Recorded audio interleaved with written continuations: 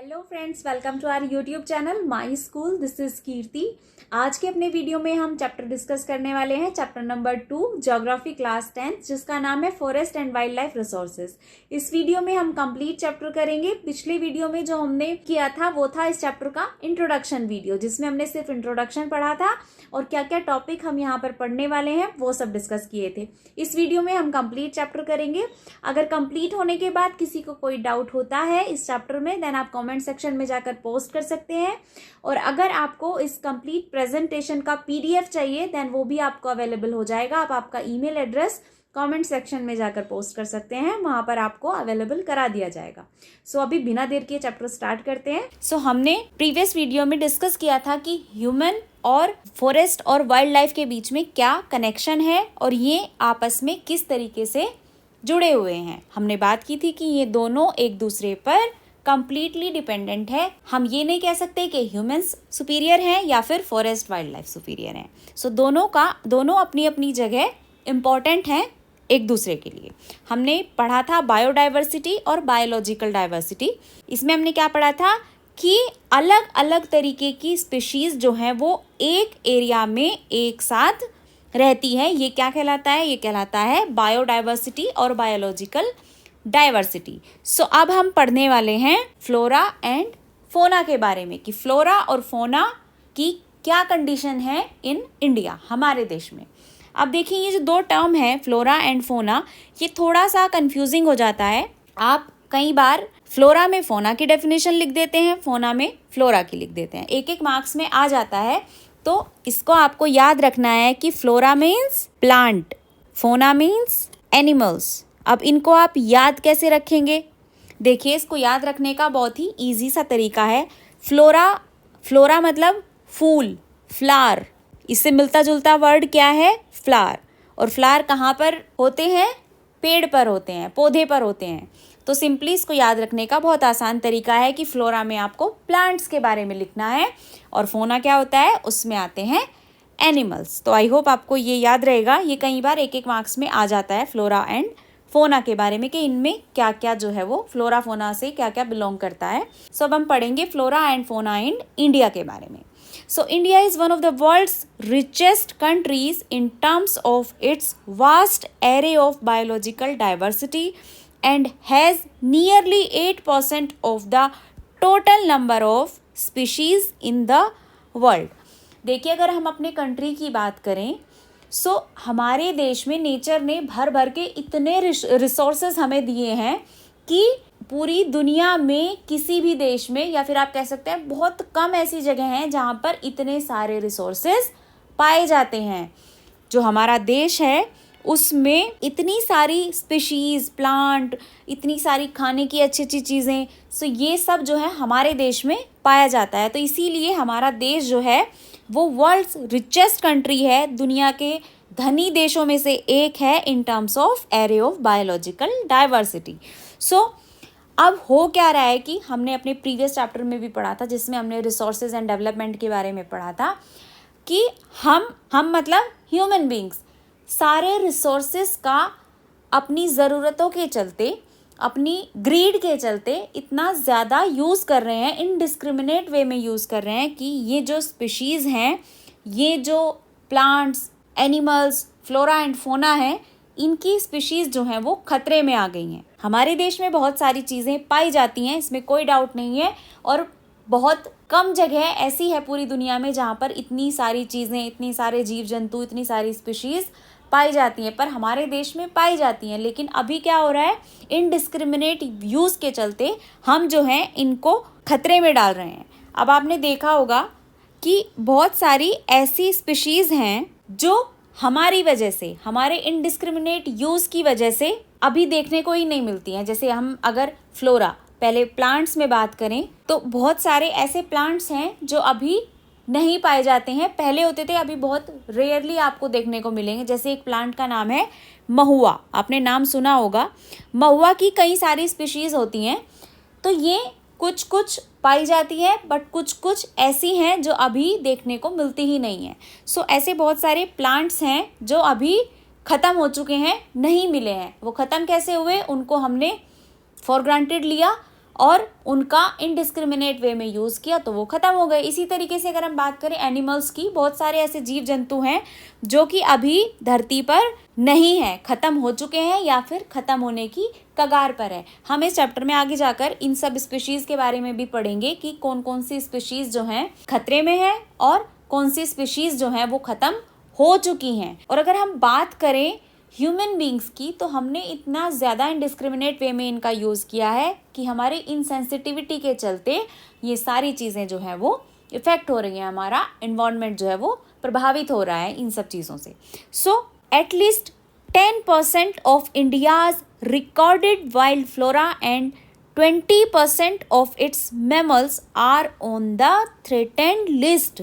इसका क्या मतलब है कि जितना हमारे रिकॉर्ड में है, ऐसी बहुत सारी चीज़ें हैं, बहुत सारी ऐसी स्पीशीज़ हैं जो पाई जाती हैं पर वो रिकॉर्ड में ही नहीं है, हमें पता ही नहीं है कि ये स्पीशीज़ भी यहाँ पर पाई जाती हैं जिनके बारे में हमें जानकारी ही नहीं है।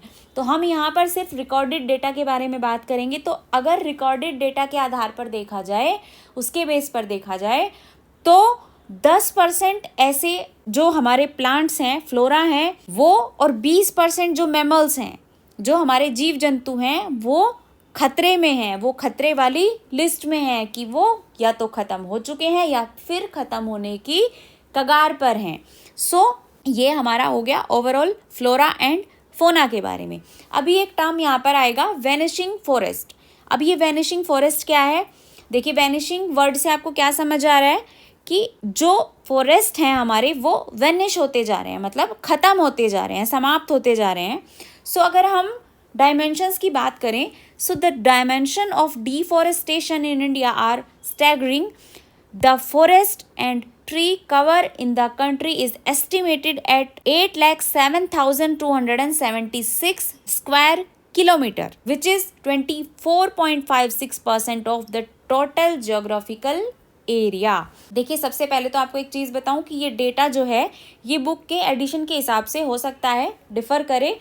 सो ये अप्रॉक्सीमेटली डेटा है, ये कोई एकदम फिक्स डेटा नहीं है, बट अप्रॉक्सीमेटली ये डेटा सही है। तो आप परसेंटेज के हिसाब से अगर इसको देखते हैं तो 24.56% ये डेटा दिखा रहा है। तो अप्रोक्सीमेटली 24-25% के हिसाब से आप इसको लिख सकते हैं। तो ये क्या कहना चाह रहा है? देखिए, वैनिशिंग फॉरेस्ट में सबसे पहले तो हम बात क्या कर रहे हैं, हम फॉरेस्ट जो ख़त्म हो रहे हैं, वैनिश हो रहे हैं, उनके बारे में बात कर रहे हैं। सो जो फॉरेस्ट और ट्रीज़ से जो कवर एरिया है वो कितना बताया है? 8,07,276 स्क्वायर किलोमीटर बताया है, जो कि 24.56% है टोटल ज्योग्राफिकल एरिया का, कि इतना एरिया फॉरेस्ट ने जो है वो कवर कर रखा है। बट अगर आपको याद होगा तो ये एरिया कितना होना चाहिए, हमने पढ़ा है ये क्या होना चाहिए? ये होना चाहिए 33%। तो ये कम है। तो इसमें अगर हम बात करें कि इस एरिया में किस किस तरीके के जो हैं वो पेड़ मतलब फॉरेस्ट आते हैं, तो डेंस फॉरेस्ट जो है हमारे वो हैं 12.4%, ओपन फॉरेस्ट जो है वो है 9.26%, और जो मैनग्रोव फॉरेस्ट हैं वो कितने हैं? 0.15%। तो ये टोटल परसेंटेज है इस तरीके के फॉरेस्ट की इतने एरिया में। सो डिफॉरेस्टेशन के चलते हो क्या रहा है, कहना यहाँ पर ये चाह रहे हैं हम कि जो डिफॉरेस्टेशन इतनी तेज़ी से हो रहा है, चाहे वो कंस्ट्रक्शन के चलते हो या फिर हमारी पर्सनल यूज़ के लिए हो, कहीं पर हमने फॉरेस्ट को काट कर खेती की ज़मीन बना दी, कहीं पर रोड बना दिए, कहीं पर कोई अलग तरीके का कंस्ट्रक्शन कर दिया। पॉपुलेशन की वजह से क्या हो रहा है, पॉपुलेशन इंक्रीमेंट इतना ज़्यादा हो रहा है हमारे देश में कि उनको जब पॉपुलेशन बढ़ेगी तो उनको रहने के लिए जगह चाहिए होगी, काम करने के लिए जगह चाहिए होगी, तो वो कहाँ पर आएगी? ज़मीन तो बढ़ने वाली है नहीं। सो होगा क्या, अल्टीमेटली हमें जो फॉरेस्ट एरिया है उसको कम करना पड़ेगा, जो कि बहुत ज़्यादा खतरनाक है।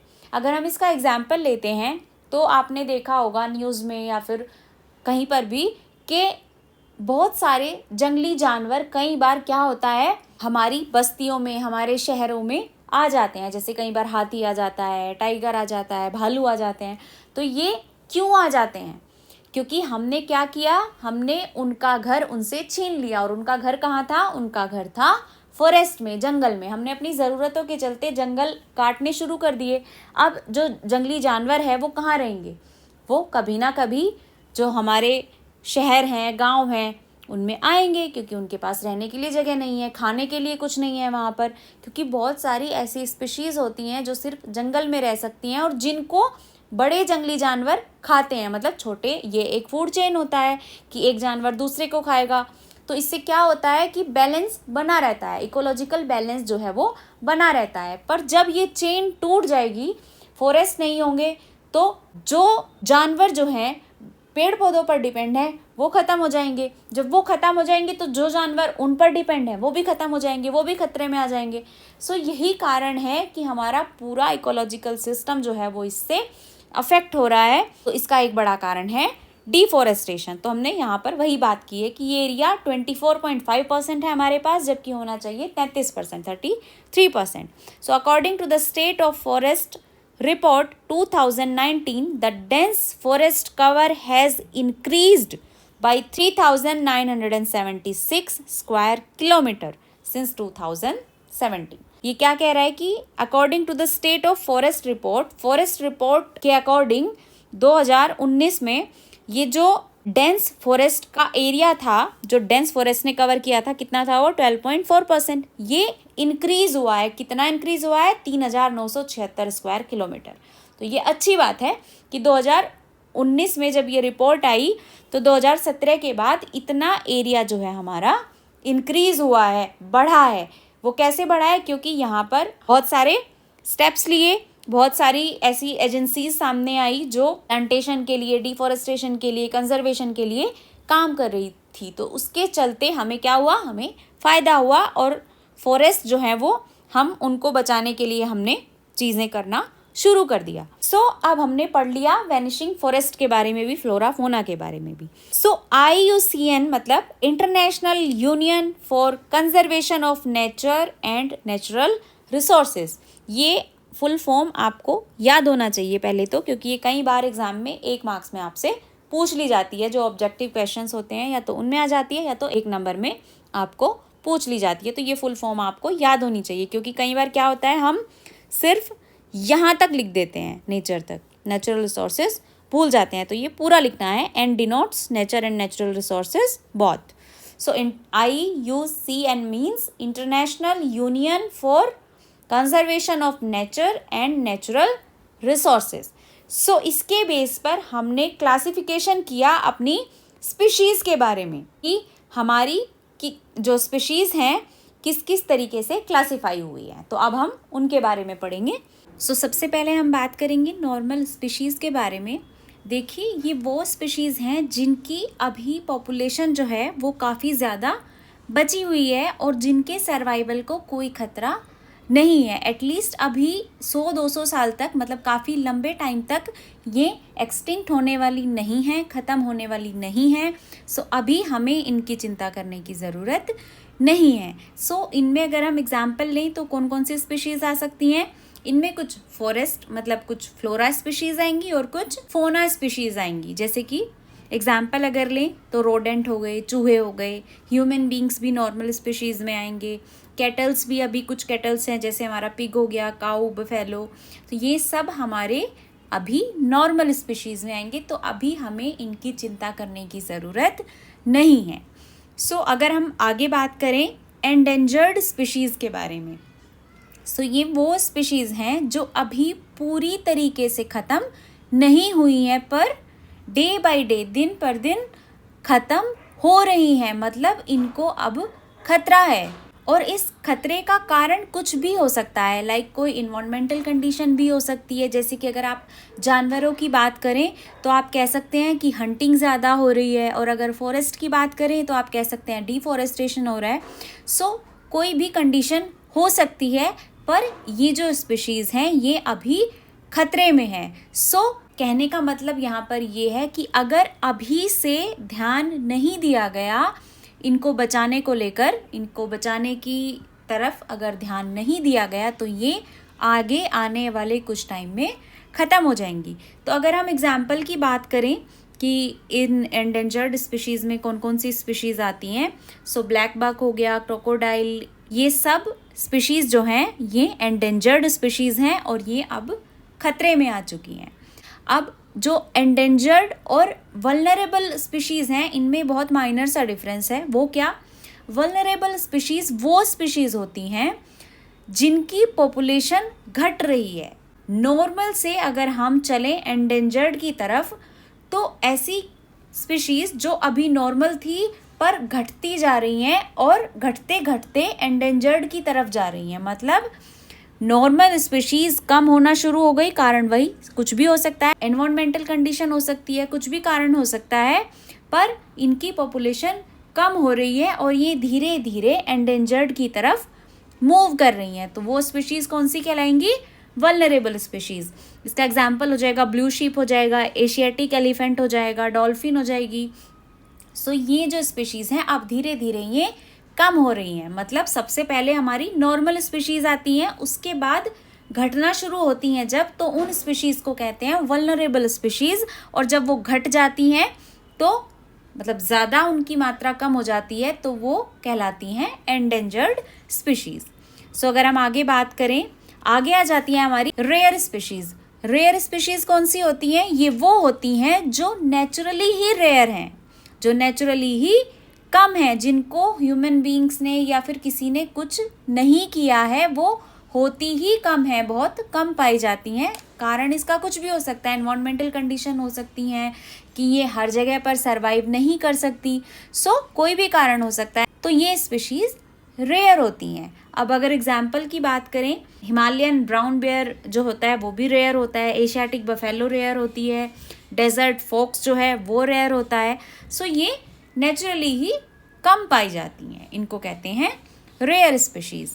अब बात करें अगर हम एंडेमिक स्पीशीज़ के बारे में, सो ये स्पीशीज़ वो स्पीशीज़ हैं जो एक पर्टिकुलर एरिया में पाई जाती हैं, हर जगह ये नहीं पाई जाती हैं। एनवायरमेंटल कंडीशन या तो इनके सर्वाइवल के हिसाब से नहीं होती, राइट। सो कुछ भी कारण हो सकता है, पर ये जो है पर्टिकुलर एरिया में ही पाई जाती हैं, इनको कहते हैं एंडेमिक स्पीशीज़। इसका अगर एग्जाम्पल लें, सो अंडमान टील, निकोबार पिजन, जैसे ये पिक्चर भी यहाँ पर लगा है, अंडमान वाइल्ड पिग, ये सब क्या है? ये एंडेमिक स्पीशीज़ हैं, एक पर्टिकुलर एरिया में ही पाई जाती है, ये हर जगह सर्वाइव नहीं कर सकती। अब बात करेंगे हम एक्सटिंक्ट स्पीशीज़ के बारे में। अब इसके तो आपको नाम से ही समझ आ रहा होगा, एक्सटिंक्ट मतलब जो ख़त्म हो चुकी हैं। अब अगर हम बात करें इनके बारे में, तो ये वो स्पीशीज़ हैं जो ख़त्म हो चुकी हैं, या तो लोकली या तो ग्लोबली। मतलब लोकली मतलब कुछ एरिया से ख़त्म हो चुकी है, और ग्लोबली तो कुछ स्पीशीज़ ऐसी है जो दुनिया से ही ख़त्म हो चुकी हैं। अगेन इसका भी कारण कुछ भी हो सकता है, या तो हंटिंग हो सकता है, नेचुरल कंडीशन हो सकता है कि हमने जानवरों के हैबिटेट को इतना नुकसान पहुंचाया कि वो सरवाइव नहीं कर सके और ख़त्म हो गए। अगर इसका एग्जाम्पल लें तो एशियाटिक चीता जो है वो इंडिया से गायब हो चुका है, अभी ग्लोबली गायब नहीं हुआ है, पर इंडिया से इसको बहुत पहले ही एक्सटिंक्ट घोषित कर दिया गया था।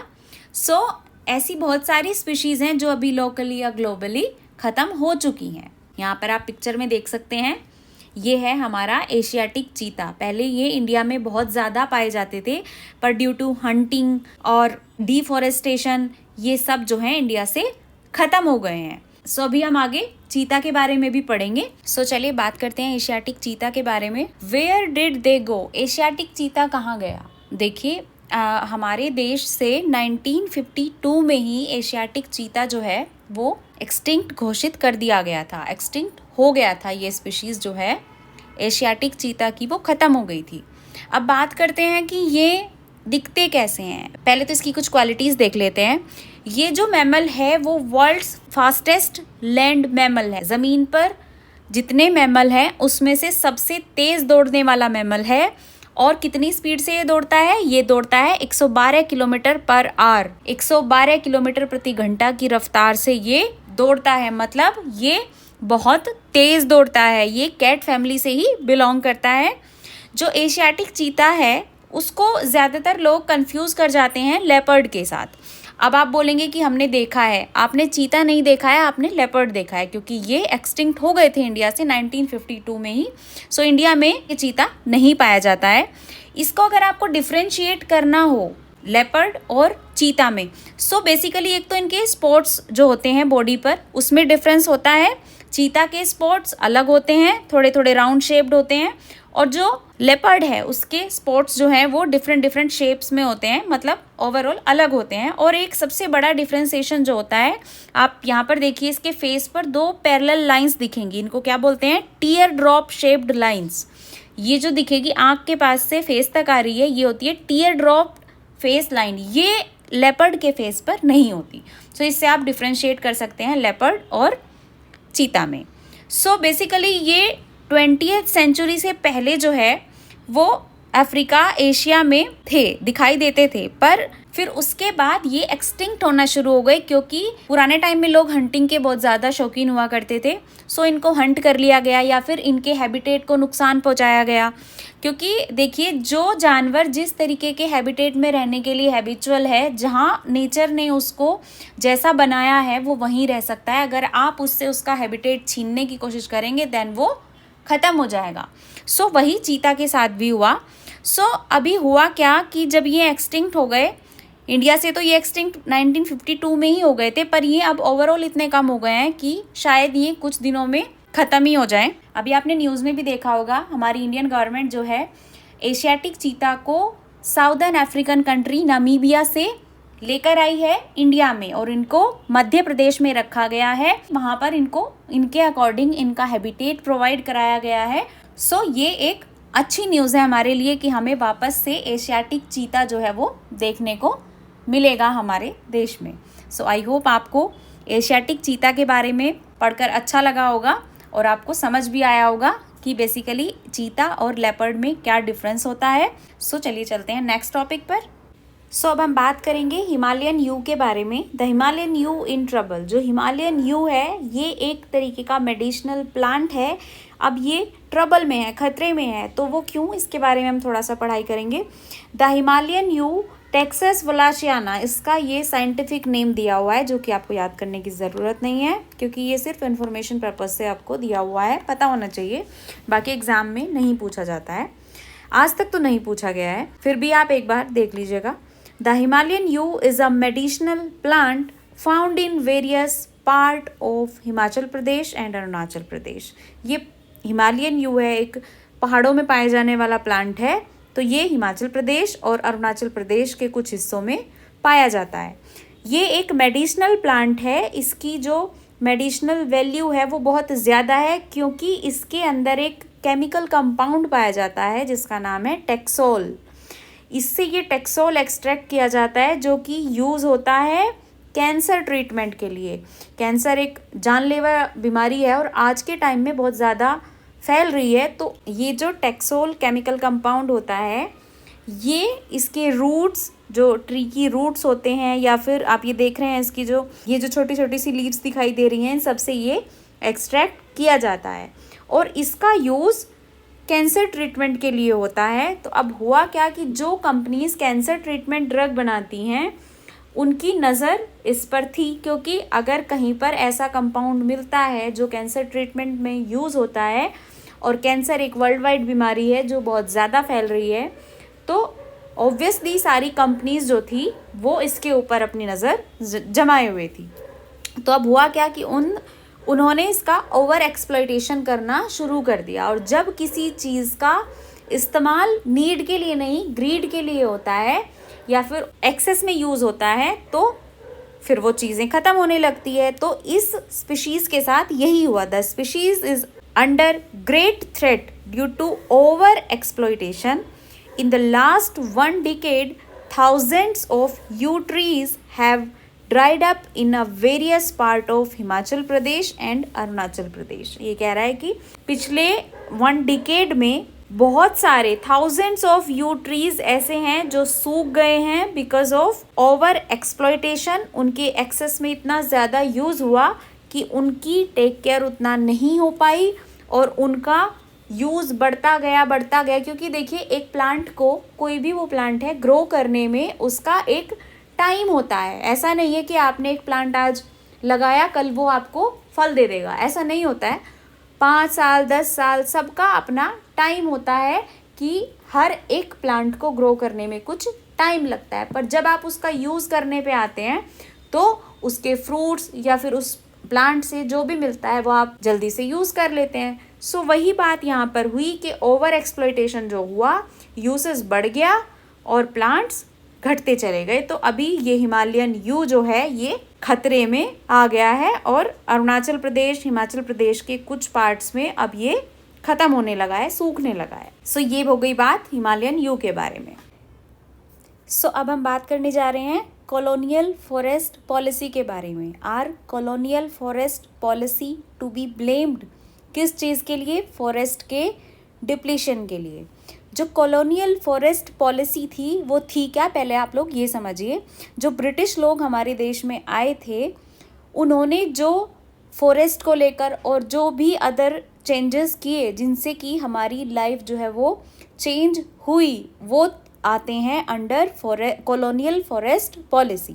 So some of our environmental activities say that the promotion of a few favored species in many parts of India has been carried through the ironically termed enrichment plantation. ये टर्म थी क्या? देखिए, हमारे यहाँ बहुत तरीके के पेड़ पाए जाते हैं, सब जगह बहुत तरीके के पेड़ पाए जाते हैं हमारे नेचर में, इन्वायरमेंट में, पर हर तरीके के पेड़ की वैल्यू अलग अलग होती है। सबकी वैल्यू ज़्यादा नहीं होती, सबकी वैल्यू कम नहीं होती।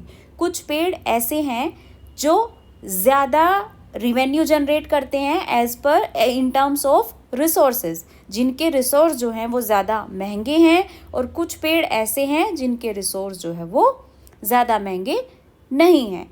सो हुआ क्या कि जो ऐसे पेड़ थे जो ज़्यादा रिचेस्ट रिसोर्सेज हमें नहीं देते थे, उनको काट दिया गया और उनकी जगह पर प्लांटेशन किया गया उन पेड़ों का जो कि ज़्यादा जिनके रिसोर्सेज से रिवेन्यू जनरेट होता था, मतलब एनरिचमेंट प्लांटेशन। महंगे पेड़ थे उनको प्लांट कर दिया गया, in which a single commercially valuable species was extensively planted and other species eliminated. जो valuable species थी, commercially valuable species थी, उनका प्लांटेशन कर दिया गया, और जो दूसरी species थी उनको eliminate कर दिया गया। सो बेसिकली यहाँ पर यही बताया गया है कि जो पेड़ जिनकी वैल्यू ज़्यादा थी उनका प्लांटेशन कर दिया गया, और जिनकी वैल्यू थोड़ा कम थी, कमर्शियली कम थी, उनको हटा दिया गया। और भी फैक्टर्स थे जो कि फॉरेस्ट के फ्लोरा फोना के डिप्लीशन में जो है वो रिस्पॉन्सिबल थे। सो यहाँ है, what are the negative factor that cause such fearful depletion of flora and fauna. So अब हम उन फैक्टर्स के बारे में बात करेंगे, वो सभी फैक्टर जो फ्लोरा फोना के डिप्लीशन में रिस्पॉन्सिबल हैं। So we have transformed nature into a resource obtaining directly and indirectly from the forest and wildlife. It is we ourselves who have depleted our forest and wildlife. देखिए, अपने forest और wild life को हमने खुद deplete किया है, क्योंकि हम सभी तरीके के रिसोर्सेज के लिए, हर तरीके के कमर्शियल वैल्यू के लिए सिर्फ नेचर पर डिपेंड हो गए, और हमने उससे जिनकी कमर्शियल वैल्यू ज़्यादा थी वो चीज़ें ज़्यादा लेना शुरू कर दिया, और जिनकी कमर्शियल वैल्यू कम थी वो चीज़ें पीछे छोड़ दी, और जिससे क्या हुआ, जिससे कि इम्बैलेंस हुआ फॉरेस्ट और वाइल्ड लाइफ दोनों में, क्योंकि वाइल्ड लाइफ कंप्लीटली डिपेंड होती है फॉरेस्ट पर। The greatest damage inflict on Indian forest was during the colonial period due to the expansion of railway, agriculture, commercial and scientific forestry and mining activities. देखिए, ये कुछ 4-5 ऐसी activities हैं जिनके बारे में हम आगे डिटेल में भी बात करेंगे। अभी आप सिर्फ नाम से समझिए कि जो कॉलोनियल फॉरेस्ट पॉलिसी के अंडर भी आती हैं और जिनसे फ्लोरा फोना का बहुत ज़्यादा डिप्लीशन भी हुआ। वो क्या थी? रेलवे कंस्ट्रक्शन था, एग्रीकल्चर था, कमर्शियल और scientific forestry and mining activities. कुछ ऐसे प्रोजेक्ट थे जो अंडर कॉलोनियल पॉलिसीज़ थे, अंडर कॉलोनियल रूल थे, जिनकी वजह से फॉरेस्ट फ्लोरा फोना का डिप्लीशन हुआ, और कुछ माइनिंग एक्टिविटी भी थी जिनकी वजह से ये अफेक्ट हुआ। The major cause of depletion of forest resources between 1951 and 1980 accordingly to the forest survey of India over 26,200 square kilometre of forest area was converted into agricultural land all over India। देखिए ये इनके, अब हम बात करेंगे पहले railway और agriculture दोनों के बारे में।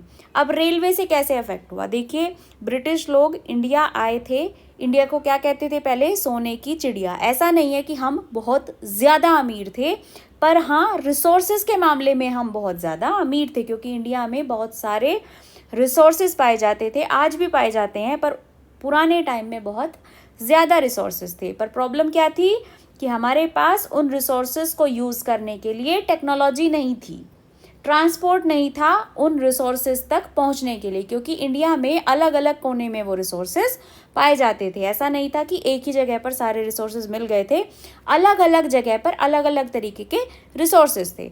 सो अब ब्रिटिश लोग इंडिया आए, वेस्ट कंट्रीज़ में क्या होता था कि वहाँ पर रिसोर्सेज ज़्यादा नहीं थे उन लोगों के पास, पर उन लोगों के पास उस टाइम टेक्नोलॉजी हमसे ज़्यादा थी।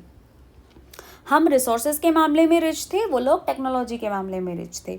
तो उन्होंने क्या किया कि वो लोग आए और हमारे रिसोर्सेज को ले गए और वहाँ से उसको टेक्नोलॉजिकली डेवलप किया, और वो आज हमसे ज़्यादा रिचेस्ट कंट्रीज़ में आते हैं।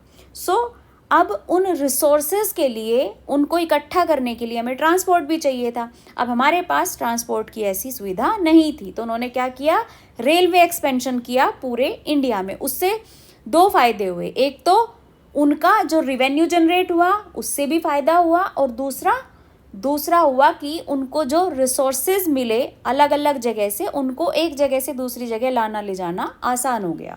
सो ये तो हो गई रेलवे की बात। अब बात करते हैं हम एग्रीकल्चर की। अब हुआ क्या कि इंडिपेंडेंस के बाद जब ब्रिटिश लोग इंडिया से चले गए, तब यहाँ पर क्या हुआ कि पॉपुलेशन तो ऑलरेडी हमारी ज़्यादा थी ही, रिसोर्सेज कम थे। अब जब पॉपुलेशन ज़्यादा होगी तो उनको फीड कराने के लिए हमें क्या चाहिए होगा, हमें खाना भी चाहिए होगा, रहने के लिए जगह भी चाहिए होगी। सबसे पहली नीड थी फूड, उसको पूरा करने के लिए क्या करना पड़ेगा, खेती करनी पड़ेगी, राइट। सो हुआ क्या कि जितना भी फॉरेस्ट एरिया था, ज़्यादातर फॉरेस्ट एरिया उसको कट कर दिया गया बिकॉज ऑफ एग्रीकल्चर, क्योंकि एग्रीकल्चर खेती आप कहाँ करेंगे, ज़मीन पर करेंगे, और ज़मीन पर अगर जंगल है तो आपको उसे पहले काटना पड़ेगा, तब आप उस पर खेती कर सकते हैं। सो 1951 और 1980 के बीच में, इन सालों में as per Indian forest survey team एक सर्वे हुआ, 26,200 स्क्वायर किलोमीटर का जो एरिया था फॉरेस्ट एरिया, उसको काट कर एग्रीकल्चर लैंड में कन्वर्ट कर दिया गया। अब आप सोचिए ये कितना बड़ा एरिया था, इसमें कितने सारे फॉरेस्ट, कितने सारे पेड़ थे, और कितनी सारे जानवरों को वो पेड़ जो है शेल्टर देता था, कितने सारे जानवरों का वो घर था। तो क्या हुआ, फॉरेस्ट और वाइल्ड लाइफ, फ्लोरा और फौना दोनों इससे अफेक्टेड हुए, राइट। आई होप आपको ये पॉइंट्स समझ आए होंगे। अगले पॉइंट की बात कर लेते हैं। Substantial part of the tribal belts specially in the northern and central India have been deforested or degraded by shifting cultivation, a type of slash and burn agriculture। अब देखिए हमारे यहाँ देश में अलग अलग जगह पर खेती की अलग अलग टेक्निक जो है वो यूज़ की जाती है। North eastern and central India में स्पेशली जो ट्राइब बेल्ट्स थी हमारी, वो लोग खेती कैसे करते थे, वो लोग करते थे शिफ्टिंग कल्टीवेशन। शिफ्टिंग कल्टीवेशन में क्या होता है कि जो फसल हमारी उगाई जाती है उसको स्लैश काट दिया जाता है, और जो नीचे का पार्ट बचता है उसको बर्न कर दिया जाता है, उसको जला दिया जाता है, और फिर उसके बाद खेती जो है वो लोग उस राख पर, जो वो स्लैश, जो वो बर्न बचता है, बर्न करने के बाद जो राख बचती है उस पर वो लोग खेती करते हैं। तो इससे क्या हुआ, ज़मीन को नुकसान हुआ, फॉरेस्ट को नुकसान हुआ। सो इसलिए इसको स्लैश एंड बर्न एग्रीकल्चर बोला गया। एक पॉइंट ये भी था। Large scale development project has also contributed significantly to the loss of forest. अब अगर हम बात करें लार्ज स्केल प्रोजेक्ट डेवलपमेंट की, बहुत सारे ऐसे प्रोजेक्ट थे, जैसे कि आप रेलवे प्रोजेक्ट की बात कर लीजिए। रेलवे बनी किसके लिए? ब्रिटिश लोगों ने बनाई, बिकॉज इसमें उस टाइम उनका अपना फ़ायदा था। अब रेलवे ज़मीन पर बनेगी, उसको बनाने के लिए क्या करना होगा? रास्ते में जितने भी पेड़ पौधे आएंगे, जितने भी जंगल आएंगे, या फिर कमर्शियल लैंड आएगी, कोई भी तरीके की ज़मीन आएगी, उसको वहाँ से खाली करना पड़ेगा। या फिर किसी अलग तरीके का प्रोजेक्ट, जैसे कोई फैक्ट्री हो गई या कोई भी अलग तरीके का प्रोजेक्ट, कोई भी प्रोजेक्ट हो सकता है, वो बनाया गया। तो वहाँ कोई भी प्रोजेक्ट, कोई भी काम करने के लिए हमें ज़मीन चाहिए होती है, ज़मीन को खाली करना होगा। अगर उस जगह पर जंगल है, उनको भी काटना होगा। तो जो ये प्रोजेक्ट डेवलपमेंट था, ये भी एक बड़ा कारण था डिप्लीशन के लिए, क्योंकि हमने रिवेन्यू के नाम पर, पैसा कमाने के नाम पर इतना ज़्यादा नेचर को नुकसान किया है बिकॉज ऑफ डेवलपमेंट। हम डेवलपमेंट चाहते हैं, पर उससे हो क्या रहा है? डेवलपमेंट तो हो रहा है, पर हमारी फॉरेस्ट और वाइल्ड लाइफ दोनों खराब हो रही हैं। Since 1951, over 5,000 square kilometer forest was cleared over River Valley Project. River valley project, देखिए रिवर प्रोजेक्ट भी एक तरीके के प्रोजेक्ट होते हैं, जैसे डैम बन रहा है कहीं पर, राइट। सो रिवर वैली प्रोजेक्ट के ऊपर 1951 से लेकर आज तक 5,000 स्क्वायर किलोमीटर फॉरेस्ट एरिया जो है वो साफ कर दिया गया है, काट दिया गया है। सो इससे नुकसान क्या हुआ? हमारी नेचर को भी नुकसान हुआ, फॉरेस्ट को नुकसान हुआ, और वाइल्ड लाइफ को भी सेम टाइम इक्वली हार्म हुआ। Clearing of forest is still continuing with project like Narmada Sagar project in Madhya Pradesh, which would inundate 40,000 hectare of forest. अभी भी कुछ प्रोजेक्ट ऐसे चल रहे हैं जिनमें फॉरेस्ट को जो है क्लियर कर दिया गया है बिकॉज ऑफ दैट प्रोजेक्ट। सो अब अगर हम आगे और एक्टिविटीज़ की बात करें तो माइनिंग, देखिए जब माइनिंग होती है, माइनिंग में क्या करते हैं? ज़मीन में खुदाई होती है, ज़मीन को खोद कर गड्ढा करके उसमें से मिनरल्स, ऑयल जो भी निकाला जाता है वो ज़मीन को खोद कर निकाला जाता है। और अगर हमें कहीं पता चला कि इस पर्टिकुलर ज़मीन के नीचे इस तरीके का मिनरल, इस तरीके का ऑयल है, तो वो क्या करना पड़ेगा हमें? पहले हमें उस एरिया को खाली करना पड़ेगा माइनिंग करने के लिए। और अगर वहाँ पर फॉरेस्ट हैं तो उनको भी हटाना पड़ेगा। ये भी एक मेजर फैक्टर है डिफॉरेस्टेशन के लिए, राइट। अब the Buxa tiger reserve in West Bengal is seriously threatened by the ongoing dolomite mining. अब जो वेस्ट बंगाल में बक्सा नाम का एक टाइगर पाया जाता है, जो कि पाया जाता है वेस्ट बंगाल में, वहाँ पर क्या हुआ? वेस्ट बंगाल में डोलोमाइट माइनिंग हुई। अब डोलोमाइट माइनिंग में क्या होता है कि ब्लास्ट होता है। अब अगर आप सोचिए जंगल में कहीं पर ब्लास्ट होगा तो क्या वहाँ पर जंगली जानवर रहेंगे? वो मूव कर जाएंगे वहाँ से। तो बक्सा टाइगर के साथ यही हुआ। सो इनकी जो हैबिटेट था वो डोलोमाइट माइनिंग की वजह से बहुत ज़्यादा अफेक्ट हुआ। Many Forester's and environmentalist hold the view that the greatest degrading factor behind the depletion of forest resources are grazing and fuel wood collection. देखिए ग्रेजिंग होती है ग्राउंड में, अगर ओवर ग्रेज हो जाए सो वो भी ज़मीन को ख़राब करता है। हमने ग्रेजिंग के बारे में अपने प्रीवियस चैप्टर नंबर 1 में बात की है। अगर आपको chapter 1 resources and development clear नहीं है देन आप हमारे चैनल पर जाकर उसका वीडियो चेक कर सकते हैं। सो ग्रेजिंग भी एक फैक्टर है फॉरेस्ट को हार्म पहुंचाने के लिए। फ्यूल वुड कलेक्शन, देखिए ये एक डिबेट वाला टॉपिक है। देखिए कुछ हद तक फ्यूल वुड कलेक्शन अफेक्ट करता है फॉरेस्ट को, पर ज़्यादा अफेक्ट नहीं करता है। मान लीजिए जिन लोगों की लाइफ जंगल पर डिपेंड करती है, जो वहाँ से लकड़ियाँ इकट्ठा करते हैं फ्यूल के लिए, सो वो उतने ज़्यादा अमाउंट में नहीं होती। तो हम ये नहीं कह सकते कि सिर्फ यही है एक पॉइंट जो जंगल को बहुत ज़्यादा हार्म कर रहा है, ऐसा नहीं है। सो एक पॉइंट है, बट फ्यूल वुड कलेक्शन भी एक कॉज है जंगल को नुकसान पहुंचाने के लिए। Over population in third world country is often cited as the cause of environmental degradation. Over population भी एक बहुत बड़ा कारण है फ्लोरा फोना के डिप्लीशन के लिए, क्योंकि जितनी ज़्यादा पॉपुलेशन होगी उनको उतने ज़्यादा रिसोर्सेज चाहिए होंगे, रहने के लिए ज़मीन चाहिए होगी। तो ये भी एक बहुत बड़ा कारण है। Habitat destruction, hunting, poaching, over exploitation, environmental pollution, poisoning and forest fire are factor which have led to the decline in India's biodiversity. ऐसे बहुत सारे फैक्टर हैं, जैसे कि हंटिंग हो गया, over exploitation, environmental pollution, forest fire, ये सब जो हैं ये भी अफेक्ट करते हैं फ्लोरा फोना दोनों को। सो अब अगर हम बात करें कि इन्वायरमेंट को और फॉरेस्ट और वाइल्ड लाइफ को कौन कितना ज़्यादा नुकसान पहुंचा रहा है, कि who is consuming what from where and how much, कि कौन कितना कहाँ से और क्या यूज़ कर रहा है। तो अगर हम ऑन एन एवरेज बात करें तो जो हमारी रिच पॉपुलेशन है, मतलब अगर हम पहले बड़े स्केल पर बात करें, मतलब कंट्री लेवल पर अगर हम बात करते हैं, तो जो डेवलप्ड कंट्री है लाइक अमेरिका, और जो डेवलपिंग कंट्री है या अंडर डेवलप्ड कंट्री हैं, वो कितना कितना रिसोर्स यूज़ कर रहे हैं। सो जो डेवलप्ड कंट्री हैं वो as compare to under developed country या फिर डेवलपिंग कंट्री 40 टाइम्स ज़्यादा रिसोर्स यूज़ कर रहे हैं। देखिए यहाँ पर लिखा है, an average American consume 40 times more resources than an average Somalian. Somalian जो एक कंट्री है वो डेवलप्ड कंट्री नहीं है, वो अंडर डेवलप्ड में आता है। सो अगर हम यहाँ पर कंपेयर करते हैं तो एक अमेरिका एक बहुत ज़्यादा सुपर डेवलप्ड कंट्री है।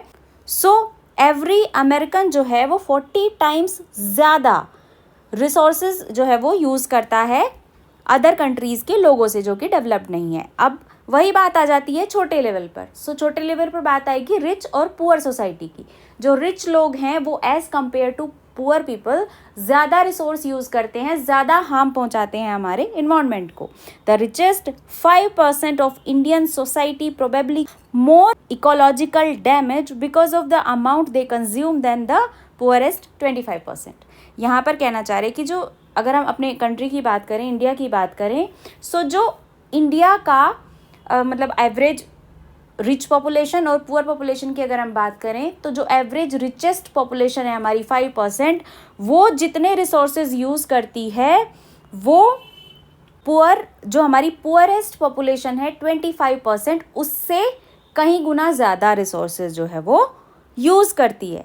सो यहाँ पर आप देख रहे हैं 5% पुअर पॉपुलेशन रिच पॉपुलेशन और 25% पुअर पॉपुलेशन जो है वो रिसोर्स अगर उनका कंजम्पशन देखा जाए तो 5% का ज़्यादा है। तो इसका कारण क्या है? इसका कारण ये है कि जितना कोई रिच होगा उतना ज़्यादा वो अफोर्ड कर पाएगा चीज़ों को। अगर कोई चीज़ महंगी भी है तो जिसके पास पैसा होगा वही उसको अफोर्ड कर पाएगा। तो जो रिचेस्ट पॉपुलेशन है वो ज़्यादा रिसोर्स रखती है, ज़्यादा चीज़ें अफोर्ड कर सकती है, तो वही कारण है कि उतना ही ज़्यादा वो डैमेज में अपना कंट्रीब्यूशन दे रहा है। क्योंकि बहुत सारी ऐसी चीज़ें हैं जो पुअर पॉपुलेशन अफोर्ड नहीं कर सकती, जैसे इलेक्ट्रिसिटी की आप बात करें, प्राइवेट व्हीकल्स की बात करें, या फिर अच्छे घर की बात करें। तो ये जो सारे रिसोर्सेज हैं ये सिर्फ रिच पॉपुलेशन ही अफोर्ड कर सकती है। तो कहीं ना कहीं इन रिसोर्सेज का इफेक्ट जो है हमारे एनवायरनमेंट पर पड़ता है। सो अब हम बात करेंगे एक फैक्ट के बारे में जो कि आपकी बुक में दिया है कि do you know that over half of India's natural forest are gone। half of the forest जो नेचुरल फॉरेस्ट थे हमारे इंडिया में उनका 50% ख़त्म हो चुका है। उसका कारण कोई भी हो सकता है पर ये ख़त्म हो चुका है। 1/3 of its wetlands drained out. Wetland क्या होते हैं? वेटलैंड होते हैं जो दलदल एरिया होते हैं हमारे, वो ड्रेन्ड आउट हो चुके हैं। 70% of its surface water bodies polluted. 70% surface water bodies हमारी पॉल्यूटेड हो चुकी हैं। 40% of its mangroves wipe out. And with continued hunting and trade of wild animal and commercially valuable plants, thousand of plant and animal species are heading towards extinction. देखिए यहाँ पर पहले हमने बात की फॉरेस्ट के बारे में, अगर अब हम वाइल्ड लाइफ के बारे में बात करें तो हंटिंग अभी भी चालू है, हंटिंग अभी भी होती है, चाहे गवर्नमेंट ने कितने भी रूल्स रेगुलेशन कुछ भी बनाया है, बट स्टिल जानवरों की तस्करी भी हो रही है, ट्रेड भी हो रहा है, और उनकी हंटिंग भी हो रही है। सो इस सब को रोकना होगा, क्योंकि अगर ये सब नहीं रोका गया तो एक टाइम ऐसा आएगा कि बहुत सारे हमारे एनिमल, बहुत सारे प्लांट्स जो हैं वो धरती से ही वाइप आउट हो जाएंगे, ख़त्म हो जाएंगे। सो उससे बचने के लिए हमें इसके अगेंस्ट कुछ स्टेप्स लेने होंगे और हमें पता भी होना चाहिए कि किस किस लेवल पर क्या क्या हो रहा है। मतलब हमने अपने प्रीवियस चैप्टर में, इसी चैप्टर में previously extinct species, normal species, endangered species सबके बारे में पढ़ा है, तो हमें पता है कि कौन कौन सी स्पीशीज़ हमारी खतरे में है। सो डेफिनेटली उनको सेव करने के लिए कुछ ना कुछ स्टेप्स लेने पड़ेंगे, अदरवाइज़ एक टाइम ऐसा आएगा कि ये अर्थ प्लेनेट से ख़त्म हो जाएंगी। तो उससे क्या होगा, उससे इकोलॉजिकल बैलेंस नहीं रहेगा चीज़ों में और चीज़ें ख़राब होना शुरू हो जाएंगी। सो चलिए चलते हैं नेक्स्ट टॉपिक पर। सो अब हमने इस चैप्टर के हाफ पोर्शन में ये चीज़ें पढ़ ली हैं कि प्रॉब्लम्स क्या क्या हैं। मीन्स फॉरेस्ट और वाइल्ड लाइफ दोनों के साथ, दोनों की स्पीशीज़ के साथ क्या क्या प्रॉब्लम्स हैं और हमें उनको कैसे सॉल्व करना है। सेकेंड फेज़ आता है हमारा ये। सो उसके कंजर्वेशन को लेकर, फॉरेस्ट के और वाइल्ड लाइफ के कंजर्वेशन को लेकर इंडिया में क्या स्टेप्स लिए गए। कुछ स्टेप्स लिए हमारी गवर्नमेंट ने और कुछ लिए गए कम्युनिटी बेसिस पर। सो हम दोनों पढ़ेंगे। पहले हम पढ़ेंगे जो हमारी गवर्नमेंट ने स्टेप्स लिए। सो सबसे पहले बात ये आ जाती है कि किसी भी चीज़ का, किसी भी वाइल्ड लाइफ का, फॉरेस्ट का, किसी का भी कंजर्वेशन हम तभी कर पाएंगे जब हमें उसके प्रॉब्लम्स पता होंगे। भाई सीधी सी चीज़ है, देखिए अगर प्रॉब्लम पता होगी तभी उसका सॉल्यूशन ढूंढा जाएगा। सो आप लोग तो ये चैप्टर मान लीजिए डिटेल में पढ़ रहे हैं अभी, तो आपको चीज़ें पता है, पर बहुत जगह या बहुत लोग ऐसे हैं जिन्होंने ये चैप्टर पढ़ा ही नहीं है या अच्छे से नहीं पढ़ा है, तो उनको प्रॉब्लम्स ही नहीं पता है। एटलीस्ट आपको प्रॉब्लम पता चल गई है कि प्रॉब्लम है क्या। अवेयरनेस सबसे पहले ज़रूरी है किसी भी चीज़ को लेकर। जब तक आप अवेयर नहीं होंगे तब तक आप उसका ध्यान नहीं रख पाएंगे, जब तक प्रॉब्लम से अवेयर नहीं होंगे। सो बेसिकली आप प्रॉब्लम से तो अवेयर हो गए कि हमारे आसपास क्या क्या प्लांट्स हैं, क्या क्या एनिमल्स हैं जो खतरे में हैं या फिर इन फ्यूचर खतरे में जा सकते हैं या फिर ख़त्म हो चुके हैं, तो हम उसी हिसाब से उसको प्रोटेक्ट करेंगे। सो प्रोटेक्ट करने के लिए सबसे पहले हमारी गवर्नमेंट सामने आई। वो कैसे, देखिए इसको एक स्टोरी के तरह आप समझिए, क्योंकि लिख तो कोई भी सकता है अगर आपको समझ आ गया एक बार चीज़ें। सो अगर हम बात करें conservation of forest and wild life की इन इंडिया, ये स्टार्ट कहाँ से हुआ। ये स्टार्ट वहाँ से हुआ जब हमें पता चलने लगा कि कुछ कुछ स्पीशीज़ जो है हमारी खतरे में आ चुकी है या फिर कुछ ख़त्म हो चुकी है। सो सडनली ये चीज़ें बढ़ गई, तो गवर्नमेंट ने सोचा कि इसको रोके जाना बहुत ज़रूरी है, नहीं तो बहुत सारी स्पीशीज़ हमारी ख़त्म हो जाएंगी। तो इसमें गवर्नमेंट ने क्या किया, गवर्नमेंट ने 1972 में एक Indian wild life act implement किया और ये इम्प्लीमेंट हुआ हैबिटेट्स पर। मतलब सबसे पहले जो वाइल्ड लाइफ प्रोटेक्टिंग एक्ट बना वो अप्लाई हुआ हैबिटेट पर, जहाँ पर जो चीज़ पाई जाती है। हैबिटेट से आप समझिए कि वाइल्ड लाइफ हैबिटेट, अगर आप बोलेंगे कि टाइगर की बात अगर आप करें, टाइगर कहाँ रहते हैं, जंगल में रहते हैं, तो बेसिकली बात कर रहे हैं हम जहाँ पर स्पीशीज़ पाई जाती है, उस हैबिटेट को प्रोटेक्ट करने के लिए गवर्नमेंट ने पहले एक एक्ट बनाया, जो कि बनाया 1972 में। ये आपको याद रखना है, ये कई बार एग्जाम में पूछा जा चुका है और आगे भी हो सकता है पूछा जाए, तो ये पर्टिकुलर 1972 आपको याद रखना है। इससे पहले 1960 और 70 में conservation demanded a national wild life protection programme. जो मैंने आपको बताया कि जब चीज़ें ख़राब होने लगी, बहुत तेज़ी से रैपिडली ख़राब होने लगी, तब हुआ क्या, 60 एंड 70 में conservation demanded a national wild life protection programme. Conservation के लिए नेशनल एक गवर्नमेंट की तरफ से वाइल्ड लाइफ प्रोटेक्शन प्रोग्राम की ज़रूरत थी, जो बना 1972 में, the Indian wild life act. I hope आपको चीज़ें क्लियर हुई होंगी। अब इसमें हुआ क्या कि सबसे पहले तो देखिए जो ये एक्ट हैं ये टाइम टू टाइम रिवाइज होते गए। तो सबसे पहले जब एक्ट बना, सो वो बनाया गया बड़े जानवरों के लिए, जो कि जैसे कि हाथी हो गया, टाइगर हो गया, जो बड़े जानवर थे जिनका हंटिंग रेशो भी बहुत ज़्यादा था। पुराने ज़माने में क्या होता था, आपने देखा होगा, मूवीज़ इधर उधर देखा होगा आपने, कि जो पुरानी हवेलियाँ होती थी वहाँ पर लोग कैसे लगा के रखते थे। तो वो क्या था, लोग हंटिंग के बहुत शौकीन थे उस टाइम। अभी भी हंट किया जाता है जानवरों को, पर पुराने टाइम में लोग बहुत ज़्यादा शौकीन थे हंटिंग के, और हंट करते थे बड़े जानवरों को। तो बेसिकली गवर्नमेंट ने हंटिंग पर बैन लगाया और बहुत सारी स्पीशीज़ पर, स्पेसिफिकली जैसे कि टाइगर हो गया, बहुत सारी अलग अलग स्पीशीज़ पर अलग अलग तरीके का, आप कह लीजिए, जुर्माना लोगों पर लगाया कि अगर इस पर्टिकुलर स्पीशीज़ को हार्म पहुंचाया जाएगा या खतरा होगा तो ये इसके लिए सज़ा होगी अगर आप ये पर्टिकुलर क्राइम करते हैं। तो इस तरीके से गवर्नमेंट ने सभी जानवरों को लेकर रूल बनाए कि आप इनको नुकसान नहीं पहुंचा सकते, और लीगल प्रोटेक्शन भी दिया गया सभी स्पीशीज़ को। इसमें आप प्लांट बेस्ड स्पीशीज़ कह लीजिए या फिर वाइल्ड लाइफ हंटिंग कह लीजिए या फिर ट्रेड कह लीजिए। ट्रेड होता है तस्करी, जानवरों को एक जगह से दूसरी जगह ले जाया जाता है या फिर बहुत महंगा बेच दिया जाता है एक जगह से दूसरी जगह पर। इसी तरीके से कुछ प्लांट्स होते हैं जिनकी मेडिसिनल वैल्यू बहुत ज़्यादा होती है, साइंटिफिक वैल्यू बहुत ज़्यादा होती है, तो उन प्लांट्स की भी तस्करी, उनको भी ट्रेड किया जाता है। तो गवर्नमेंट ने इन सब चीज़ों को ध्यान में रखते हुए कुछ रूल्स रेगुलेशन लगाए, कुछ लीगल प्रोटेक्शन दिए गए उन चीज़ों को, जिससे कि वाइल्ड लाइफ का कंजर्वेशन हो सके। सो बेसिकली कंसेप्ट ये है कि जब हमें पता चला कि हमारी वाइल्ड लाइफ को खतरा है, हमारे फॉरेस्ट को खतरा है, तो हमें कुछ स्टेप्स लेना ज़रूरी था। तो वो स्टेप्स लिए गए हमारी गवर्नमेंट की तरफ से।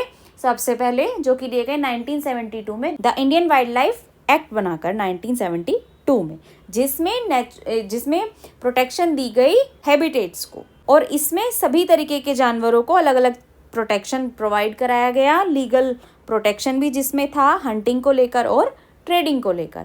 अब बात हुई ये तो बड़े एनिमल्स की, बट छोटे लेवल पर भी आप देखेंगे जैसे कि बहुत सारी ऐसी स्पीशीज़ हैं, बहुत सारे ऐसे बग्स हैं जो अभी खतरे में है। बटरफ्लाई, आपने सुना होगा कई जगह पर बटरफ्लाई पार्क होते हैं। वो क्यों बनाए जाते हैं?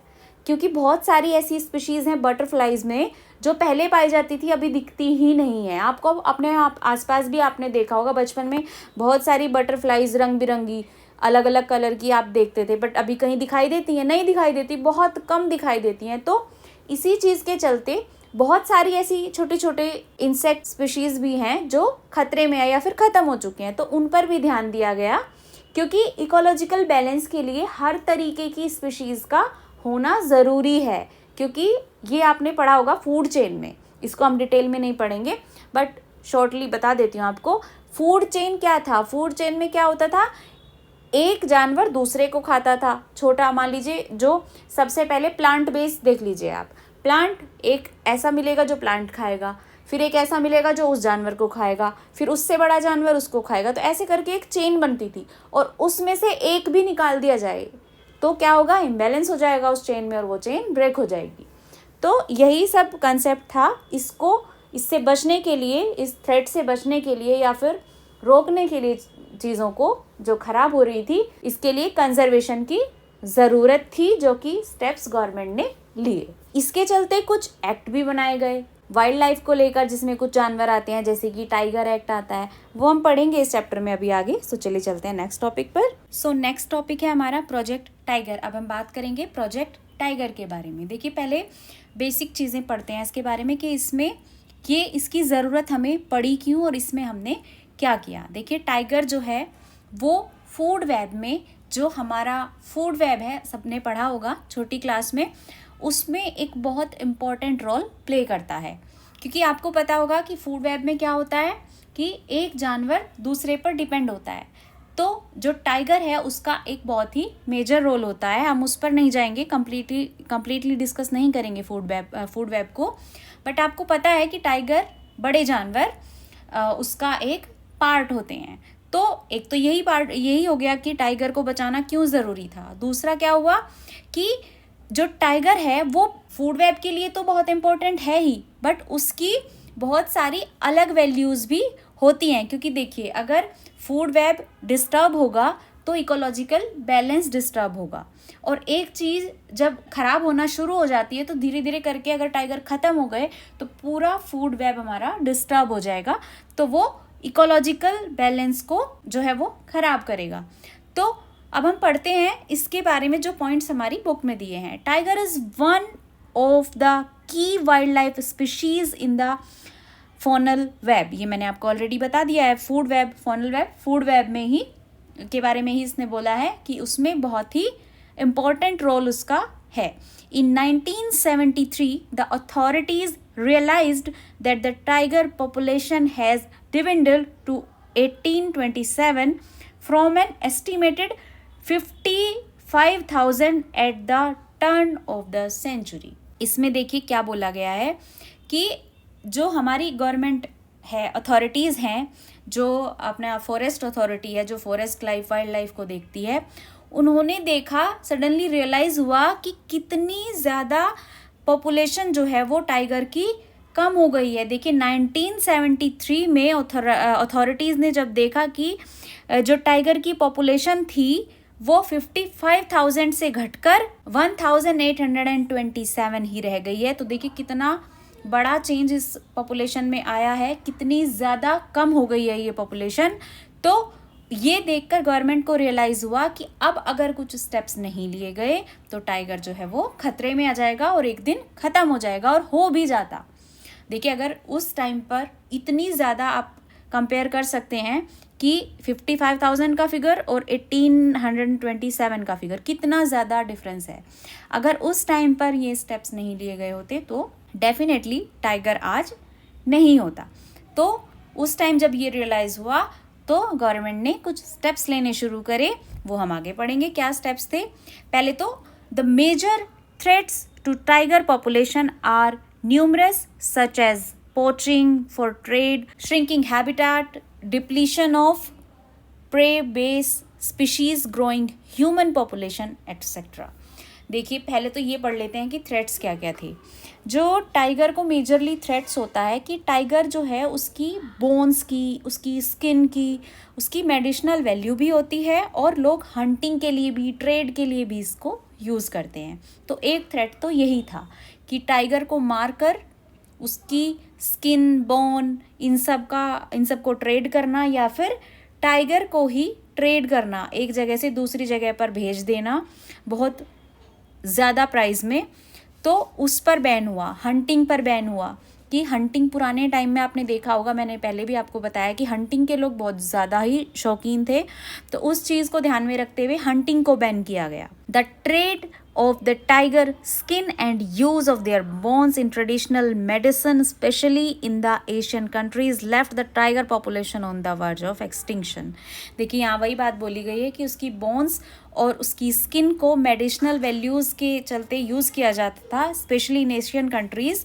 सो उससे टाइगर की पॉपुलेशन पर बहुत भारी असर जो है वो पड़ा है। तो इन्हीं सब चीज़ों के चलते गवर्नमेंट को रियलाइज़ हुआ कि अब टाइगर के लिए कुछ करना पड़ेगा। Project tiger, one of the well published wild life campaigns in the world, was launched in 1973। तो गवर्नमेंट ने प्रोजेक्ट टाइगर लॉन्च किया 1973 में, इन सब प्रॉब्लम्स को देखते हुए।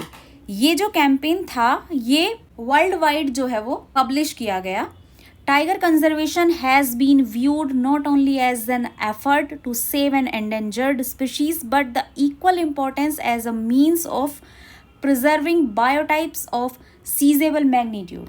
देखिए यहाँ पर हमने प्रोजेक्ट टाइगर बनाया, वो सिर्फ टाइगर को ही सेव करने के लिए नहीं था। अगर आप देखें तो टाइगर को सेव करने का मतलब, टाइगर को सेव करने के लिए उसके हैबिटेट को सेव करना पड़ेगा। हैबिटेट को सेव करना मतलब फॉरेस्ट को सेव करना, क्योंकि टाइगर कहाँ रहता है, फॉरेस्ट में रहता है।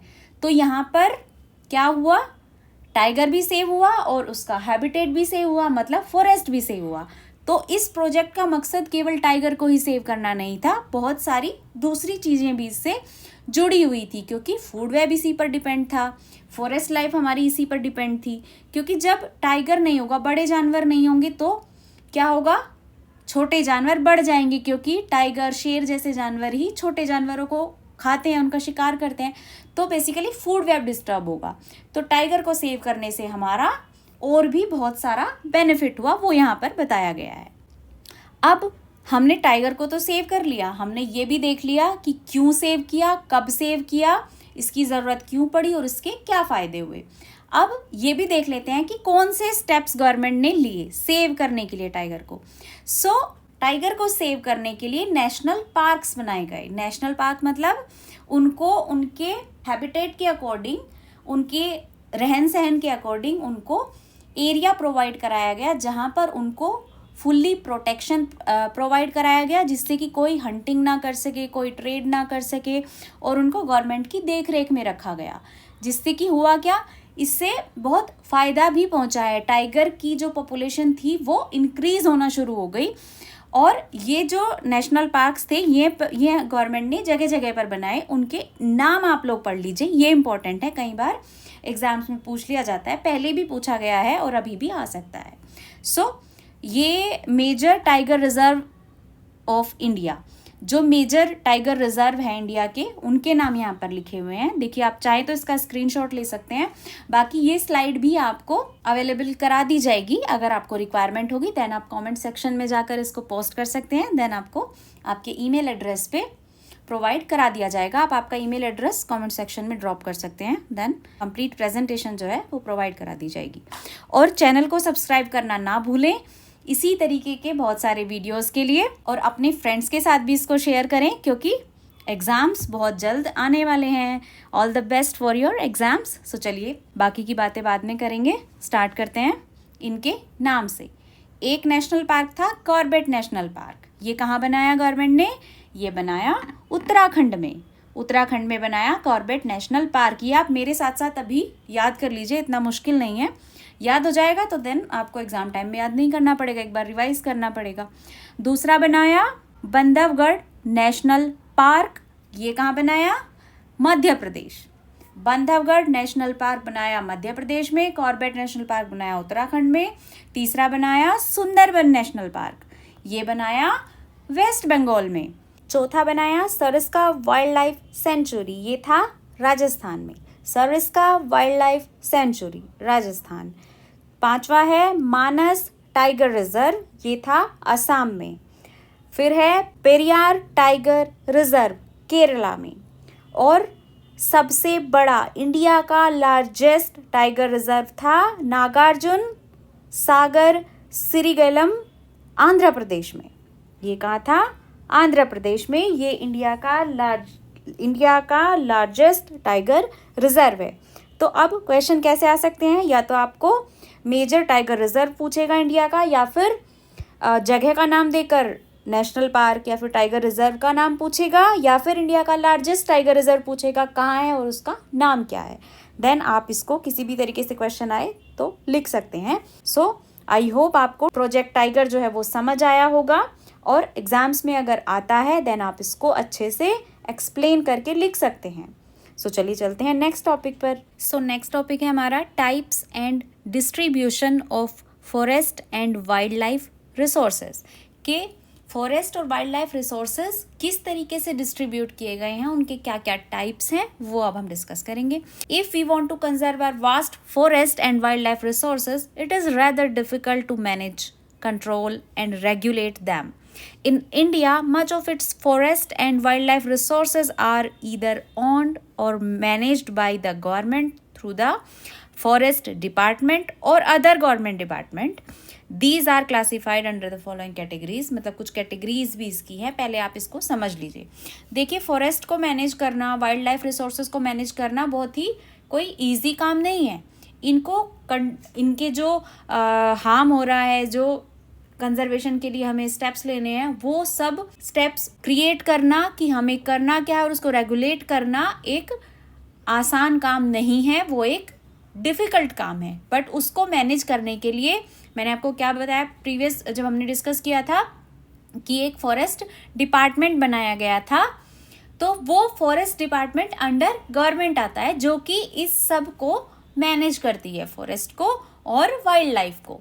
तो इसको मैनेज करने के लिए हमें क्या करना पड़ा? पहले हमें उनको कैटेगराइज करना पड़ा। जैसे कि आपको याद होगा, हमने वाइल्ड लाइफ में पढ़ा था कि बहुत सारे तरीके की हमारे पास कैटेगरीज थी कि किस किस कैटेगरी में जानवर आते हैं, हमें उनको किस किस तरीके से सेव करना है, बचाना है। तो वही बात यहाँ पर फॉरेस्ट पर भी लागू होती है। तो हमें पहले फॉरेस्ट को क्लासिफाई करना पड़ेगा, कैटेगराइज करना पड़ेगा, उसके बाद हम सही स्टेप्स ले पाएंगे उनको प्रिजर्व करने के लिए, उनको कंजर्व करने के लिए।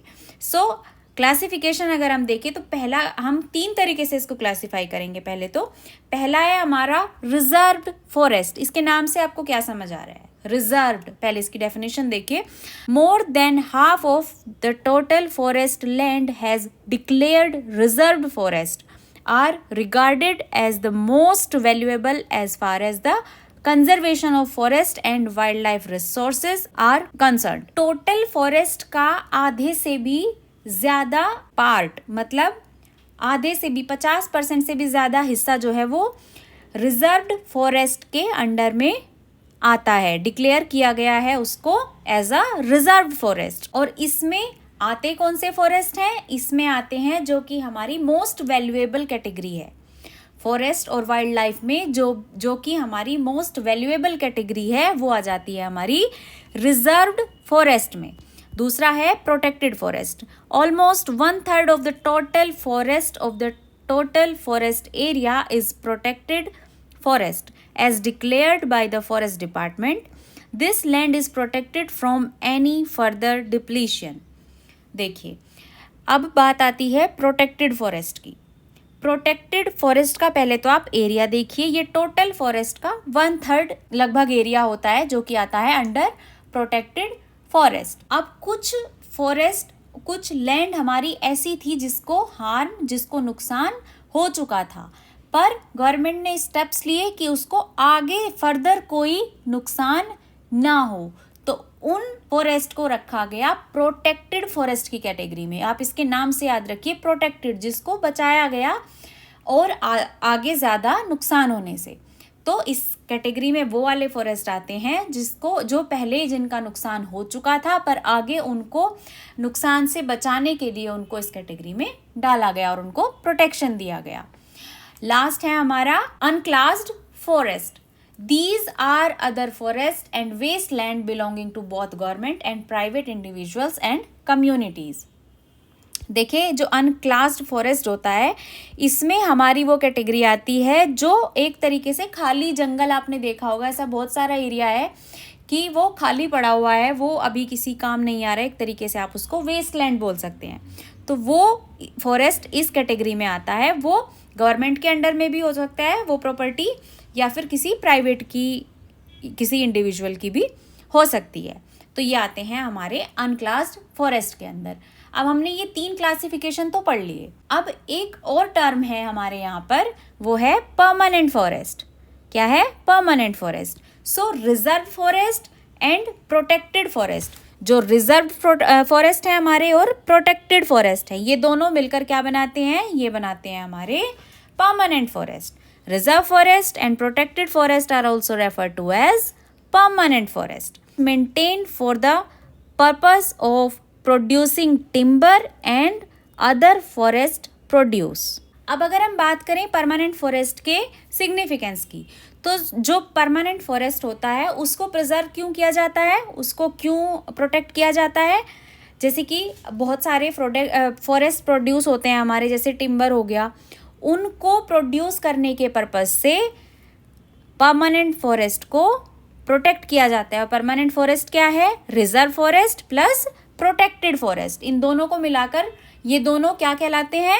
ये कहलाते हैं परमानेंट फॉरेस्ट। और इनको इस लिए प्रोटेक्ट किया जाता है क्योंकि बहुत सारे हमारे फॉरेस्ट प्रोड्यूस होते हैं, जैसे कि टिम्बर और अदर फॉरेस्ट प्रोड्यूस, उनके लिए इसको जो है वो प्रोटेक्ट किया जाता है।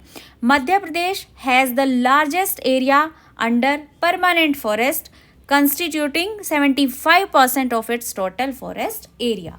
अब जो मध्य प्रदेश है उसका जितना भी टोटल फॉरेस्ट एरिया है उसका 75%, 75% जो है वो परमानेंट फॉरेस्ट के अंडर में आता है। परमानेंट फॉरेस्ट के अंडर में आता है कितना एरिया? 75%। ये यहाँ से 1 या 2 मार्क्स के क्वेश्चन कभी कभी बन जाते हैं। 1 नंबर में आपको या तो ऑप्शन दे देगा या फिर डायरेक्ट पूछ लेगा। तो ये आपको याद रखना है कि पहले तो परमानेंट फॉरेस्ट हमारा बना रिजर्व और प्रोटेक्टेड फॉरेस्ट से मिलकर, और उसका ये कहाँ ज़्यादा पाया जाता है? मध्य प्रदेश में। और मध्य प्रदेश में कितना पाया जाता है, उसके टोटल परसेंटेज का 75% हमारा जो है वो परमानेंट फॉरेस्ट के अंडर में आता है। Jammu and Kashmir, Andhra Pradesh, Uttarakhand, Kerala, Tamil Nadu, West Bengal and Maharashtra have larger percentage of reserved forest of its total forest area.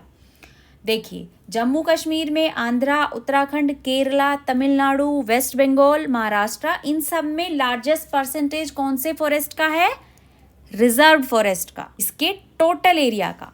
मतलब अगर हम इन एरियाज का टोटल फॉरेस्ट एरिया काउंट करें तो उसका मैक्सिमम परसेंटेज जो है वो रिजर्व फॉरेस्ट के अंडर में आता है। Whereas Bihar, Haryana, Punjab, Himachal Pradesh, Orissa and Rajasthan have a bulk of its under protected forest. Protected forest कहाँ पर मिलेंगे आपको, बिहार में मिलेंगे, हरियाणा, पंजाब, हिमाचल प्रदेश, उड़ीसा, राजस्थान, इन सब स्टेट्स में आपको प्रोटेक्टेड फॉरेस्ट मिलेंगे। All north eastern states and parts of Gujarat have a very high percentage of their forest as unclassed forest managed by local communities। अब हमारे कंट्री में कुछ पार्ट्स ऐसे भी हैं जहाँ पर अनक्लास्ड फॉरेस्ट मिलता है। अनक्लास्ड मैंने क्या बताया आपको, जो वेस्ट लैंड है जिसका जो किसी की भी हो सकती है, लाइक गवर्नमेंट की भी हो सकती है और प्राइवेट ओन कम्युनिटी की भी वो हो सकती है। तो ये ज़्यादा मिलेगी हमारी नॉर्थ ईस्ट स्टेट्स में, और गुजरात के कुछ हिस्सों में ये अनक्लास्ड फॉरेस्ट जो है हमारा ज़्यादा मिलेगा, जो किसी का भी हो सकता है, किसी लोकल कम्युनिटी का भी हो सकता है और गवर्नमेंट ऑन भी हो सकता है। तो बेसिकली यहाँ पर इस हिस्से में हमने ये पढ़ा है इस चैप्टर के कि जो हमारे फॉरेस्ट होते हैं उनके डिस्ट्रीब्यूशन के बारे में एक तो हमने देखा, और एक देखा कि किस तरीके से कहाँ पर कौन सी तरीके के हमारे फॉरेस्ट पाए जाते हैं और उनको कैसे प्रोटेक्ट किया जाता है। तो बेसिकली हमने डिस्ट्रीब्यूशन में ये देखा कि जो हमारी इंडियन गवर्नमेंट है उसको नीड जब लगी कि फॉरेस्ट का नुकसान हो रहा है या फिर इसको बचाना हमें ज़रूरी है फॉर डेवलपमेंट कह लीजिए आप, या फिर आगे आने वाली जनरेशन के लिए, क्योंकि बहुत ज़्यादा नुकसान हो चुका था फॉरेस्ट और वाइल्ड लाइफ दोनों का, तो उन्होंने इसको कैटेगराइज किया। अब कैटेगराइज किस बेस पर किया कि एक तो वो वाले फॉरेस्ट जिनके अंडर में बहुत वैल्यूएबल कैटेगरी आती थी वाइल्ड लाइफ की भी और फॉरेस्ट की भी, एक तो कर लिया हमने उसके बेस पर क्लासिफाई, जिसको कहा हमने रिजर्व फॉरेस्ट। एक कर लिया हमने प्रोटेक्टेड फॉरेस्ट, जिनको नुकसान हो चुका था पर आगे हमें उन्हें नुकसान से बचाने के लिए कुछ स्टेप्स लेने थे, तो उसके अंडर में हमने डाल दिया प्रोटेक्टेड फॉरेस्ट। और तीसरा क्लासिफिकेशन हमने किया अनक्लास्ड फॉरेस्ट, जिसके अंदर में आपको मिलेगी वेस्ट लैंड और जो कि खाली पड़ी हुई लैंड हमारी थी, तो उसके बेस पर हमने क्लासिफिकेशन कर दिया। अब हमें ये भी बताना है, जैसे कि 1 या 2 मार्क्स में क्वेश्चन आ गया कि ये फॉरेस्ट कहाँ पाए जाते हैं ज़्यादा, मतलब ये तीनों कैटेगरी हमारी कहाँ कहाँ पर ज़्यादा मिलेंगी। अब एक चीज़ इसमें हमने और पढ़ी, परमानेंट फॉरेस्ट जो कि बनी रिजर्व और प्रोटेक्टेड को मिलाकर, वो ज़्यादा पाई जाती है मध्य प्रदेश में, around 75% of its total area. Jammu Kashmir, Andhra, Uttarakhand, Kerala, Tamil Nadu, इनमें पाए जाते हैं रिजर्व फॉरेस्ट। बिहार, हरियाणा, पंजाब, हिमाचल प्रदेश, बेसिकली आप कह लीजिए प्लेन एरिया, इनमें पाए जाएंगे आपके प्रोटेक्टेड फॉरेस्ट। और नॉर्थ ईस्ट स्टेट्स में या फिर गुजरात की कुछ पार्ट्स में आपको मिलेंगे अनक्लास्ड फॉरेस्ट।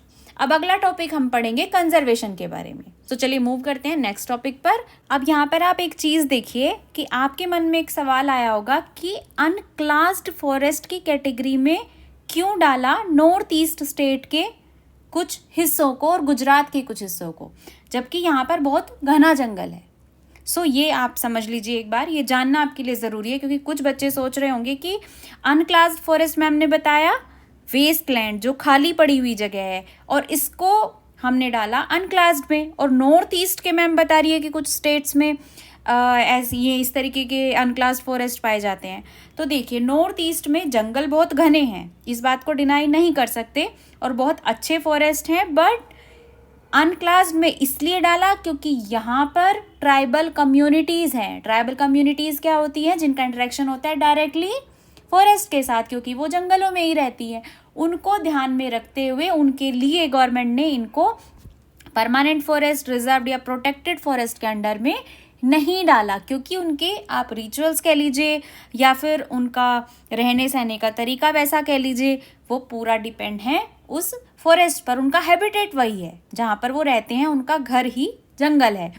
तो उसको ध्यान में रखते हुए गवर्नमेंट ने इन सभी हिस्सों को अनक्लास्ड फॉरेस्ट के अंडर में डाल दिया, ना कि रिजर्व और प्रोटेक्टेड फॉरेस्ट के अंडर में। आई होप ये चीज़ आपको क्लियर हुई होगी। तो अब मूव करते हैं नेक्स्ट टॉपिक पर। सो अब हम आ गए हैं इस चैप्टर के लास्ट टॉपिक पर, जो कि है community and conservation. Last topic है बट बहुत इंपॉर्टेंट है, last but not the least. So चलिए, कम्युनिटी एंड कंजर्वेशन, ये दो वर्ड से आप क्या समझ रहे हैं? कम्युनिटी और कंजर्वेशन से, कम्युनिटी जो लोकल पीपल होते हैं, कम्युनिटी होती है, और कंजर्वेशन बचाना। बात किसकी कर रहे हैं हम? फॉरेस्ट एंड वाइल्ड लाइफ की, तो उनको ही बचाने की बात करेंगे ना। सो बेसिकली यहाँ पर हमें ये बताया गया है कि कम्युनिटी का क्या योगदान है इनको बचाने में, जो कि एक बहुत बड़ा योगदान है। अभी हम पढ़ेंगे कि उसी के बारे में बस हमने यहाँ पर डिस्कस किया है कि कम्युनिटी क्या रोल प्ले करती है एनवायरनमेंट को, वाइल्ड लाइफ को प्रोटेक्ट करने में। So in some areas of India local communities are struggling to conserve these habitats along with government officials recognizing that only this will secure their own long term livelihood। तो देखिए, मैंने आपको अभी just previous एक information दिया था कि जो अनक्लास्ड फॉरेस्ट थे उनको नॉर्थ के जो फॉरेस्ट हैं उनको उस कैटेगरी में क्यों रखा गया? क्योंकि वहाँ पर ट्राइब कम्युनिटी थी जो टोटली डिपेंड होती है फॉरेस्ट पर। इसी तरीके की अलग अलग एरियाज में हमारी कम्युनिटी होती है जो डिपेंड होती है फॉरेस्ट पर। तो फिर एक चीज आप सोचिए कि अगर कोई आपका घर तोड़ने आएगा, राइट, तो क्या आप उसको तोड़ने देंगे? आप उसको नुकसान करने देंगे? या फिर आप एक छोटा सा एग्जाम्पल ले लीजिए, आप अपने मोबाइल फ़ोन का एग्जाम्पल ले लीजिए। कोई आपका मोबाइल फ़ोन तोड़ने आएगा तो क्या आप तोड़ने देंगे? नहीं तोड़ने देंगे। सो सेम चीज़ यहाँ पर भी एप्लीकेबल हुई कि जब जो लोग टोटली डिपेंड थे फॉरेस्ट पर, वही उनका घर था, वहीं वो रहते थे, वहीं से वो खाना पीना लेते थे, वहीं से उनका पूरा जीवन जो है, पूरी ज़िंदगी जो है वो चल रही थी। तो अगर कोई उसको नुकसान पहुंचाएगा तो वो नुकसान नहीं पहुंचाने देंगे। ये एक सबसे बड़ा प्लस पॉइंट था, तो क्यों ना इसको यूज़ किया जाए। तो यहाँ पर वही स्ट्रगल दिखाया गया है उस लोकल कम्युनिटी का जो उसने पेड़ पौधों को, जंगल को, फॉरेस्ट को बचाने के लिए किया है। अब हम उसके बारे में पढ़ेंगे। तो आई होप ये तो आपको समझ आ गया होगा कि कम्युनिटी का कैसे कंट्रीब्यूशन होगा कंजर्वेशन में, क्योंकि उनका लाइवलीहुड उस पर ही डिपेंड है। और ट्राइब्स पीपल्स का ही क्यों, ट्राइब कम्युनिटी का ही क्यों, हम सबका भी जीवन जो है वो फॉरेस्ट पर ही डिपेंड है, तो हमें भी उसको प्रोटेक्ट करना चाहिए। तो अब हम पढ़ेंगे कि ये हुआ क्या जब कम्युनिटी की बात आई कंजर्वेशन को लेकर। In Sariska tiger reserve Rajasthan, villagers have fought against mining by citing the wild life protection act. देखिए, सरिस्का टाइगर रिजर्व आपने पढ़ा था, मैंने जब आपको टाइगर रिजर्व के नाम बताए, ये है राजस्थान में। वहाँ पर जब वो टाइगर रिजर्व बना उससे पहले क्या हो रहा था कि वहाँ पर माइनिंग एक्टिविटी हो रही थी, और माइनिंग एक्टिविटी डेफिनेटली हार्म पहुँचाएगी वाइल्ड लाइफ को, राइट। सो जो लोकल पीपल थे, लोकल कम्युनिटी थी, उन्होंने उसके अगेंस्ट में फाइट किया कि ये गलत है, इससे कि टाइगर को नुकसान होगा। क्योंकि उन लोगों को पता था कि अगर टाइगर को नुकसान होगा, फॉरेस्ट को नुकसान होगा, दूसरे एनिमल्स को, मतलब पूरा प्रॉपर फूड वेब भी डिस्टर्ब हो जाएगा। वो लोग ये बात जानते थे, तो इसलिए उन्होंने उसके अगेंस्ट में फाइट किया। ये था सरिस्का टाइगर रिजर्व राजस्थान की बात। और भी ऐसे बहुत सारे मूवमेंट्स थे, जैसे कि इन 5 village located in the Alwar district of Rajasthan, the inhabitants have declared 1200 hectares of the forest as the Bhairav Dakhav sanctuary. They don't allow hunting in these regions and hence protect the wildlife from an outside harm. जो ये एक area था Alwar district में, 5 गांव हैं जो Alwar district में हैं राजस्थान में, उनमें 12 हेक्टेयर का जो एरिया था, 1200 हेक्टेयर का फॉरेस्ट एरिया था, उसको डिक्लेयर कर दिया गया एज अ भैरव देव दाकाव। वो क्या था, वहाँ पर लोगों ने, जो लोकल कम्युनिटी थी, उन्होंने उसकी प्रोटेक्शन का जिम्मा उठाया। मतलब वो उसको प्रोटेक्ट करते थे, वहाँ पर कोई भी आउटसाइडर आकर किसी भी तरीके का हार्म नहीं पहुँचा सकता था, ना जंगल को ना वाइल्ड लाइफ को। वो उसकी खुद से प्रोटेक्शन करते थे। क्योंकि जंगल में क्या होता है, हंटिंग होती है, वाइल्ड लाइफ को डिस्टर्ब किया जाता है वाया हंटिंग, बड़े बड़े जानवरों का शिकार किया जाता है। तो इस 1200 हेक्टेयर के एरिया में राजस्थान के लोगों ने क्या किया, खुद से उसको प्रोटेक्शन दिया। वहाँ पर कोई जाकर हंटिंग नहीं कर सकता था, उसको नुकसान नहीं पहुँचा सकता था। तो अल्टीमेटली इससे हुआ क्या, इससे हमारा प्रोटेक्शन हुआ फॉरेस्ट का भी और वाइल्ड लाइफ का भी। तो ये हो गए दो बातें। अब एक और पॉइंट यहाँ पर आ जाता है सेक्रेड ग्रूव्स का। सेक्रेड ग्रूव्स पहले तो होता क्या है, सेक्रेड ग्रूव्स को हिंदी में बोलेंगे पूजने लायक, पूजा करने योग्य। इसका सीधा सा मतलब ये है। सो पहले पढ़िए, sacred grooves do not have religious sentiments attached but also saves a wealth of rare species. These beliefs have preserved several virgin forests in pristine form called sacred groves, the forest of god and goddess. देखिए, आपने देखा होगा अपने आसपास बहुत सारे लोग आज भी पेड़ पौधों की पूजा करते हैं, माउंटेन्स पूजे जाते हैं। हमारे यहाँ हमारा कल्चर ही ऐसा है, इंडियन कल्चर, हमारी संस्कृति ही ऐसी है कि यहाँ पर पेड़ पौधों की पूजा की जाती है, कुछ जानवर पूजे जाते हैं, पहाड़ों की पूजा की जाती है, नदियों की पूजा की जाती है ना। यहाँ पर हम किसी पर्टिकुलर रिलीजन को लेकर बात नहीं कर रहे हैं। आप पहले पूरी बात सुनिए। देखिए, यहाँ पर बहुत लोग हैं जो इन सब चीज़ों में विश्वास नहीं रखते हैं, बट हम यहाँ पर किसी रिलीजन की बात नहीं करेंगे, हम साइंटिफिक लॉजिक की बात करेंगे जो आपकी बुक में समझाया गया है। देखिए, यहाँ पर कहा गया है कि वो लोग पूजा तो करते ही थे, वो उनकी आस्था थी, पर वो क्यों थी, उसके पीछे कारण क्या था। देखिए, जिस चीज़ को आप मानते हैं, जिसकी पूजा करते हैं, उसको आप कभी भी नुकसान नहीं पहुँचाएंगे, राइट। ये तो आप सब लोग मानेंगे कि जिसको आप पूजने योग्य मानते हैं, जो आपको पसंद है, उसको आप नुकसान नहीं पहुंचाएंगे। तो इस पूजा के पीछे यही लॉजिक था कि अगर पेड़ पौधों की, नदियों की, पहाड़ों की, जंगल की या फिर वाइल्ड लाइफ के कुछ एनिमल्स की इनकी पूजा की जाएगी तो इनको नुकसान नहीं पहुंचाया जाएगा, और नुकसान नहीं पहुंचाया जाएगा तो क्या होगा, अल्टीमेटली हमारा इन्वायरमेंट जो है, इकोसिस्टम जो है, वो इफेक्ट नहीं होगा। तो ये पुराने टाइम से चला आ रहा है। इनको बचाने के लिए आप इसको एक इस तरीके से भी ले सकते हैं, इसको आस्था से ना जोड़कर, कि इसके पीछे ये लॉजिक था। जैसे कि अगर आप देखें, महुआ एक पेड़ होता है, महुआ का नाम आप लोगों ने सुना होगा। So mahua is worshipped by the Mundas and the Santhals of Chota Nagpur religion, while termite and mango are worshipped by the tribes of Odisha and Bihar during weddings. In Indian Hindu society, peepal trees is considered sacred. देखिए, people का पेड़ पूजा जाता है हमारे यहाँ, महुआ के पेड़ की पूजा की जाती है, बरगद की पूजा की जाती है। इवन ये कह रहा है कि बिहार में इमली और आम के पेड़ की पूजा की जाती है जब शादियाँ होती हैं। तो देखिए कितना अच्छा लॉजिक था कि शादियां तो हमेशा होती ही रहेंगी, अगर हम यहाँ पर एक चीज़ ऐड करेंगे उसमें कि यहाँ पर इस पेड़ की पूजा होनी है। शादी में एक रिवाज हमने बना दिया कि इस पेड़ की पूजा होनी है, तो वो पेड़ की पूजा कब होगी, जब वो पेड़ होगा। और वो पेड़ होगा कैसे होगा, जब हम उसको प्रोटेक्ट करेंगे। सो ये लॉजिक इन सब कस्टम्स के पीछे जुड़ा हुआ है।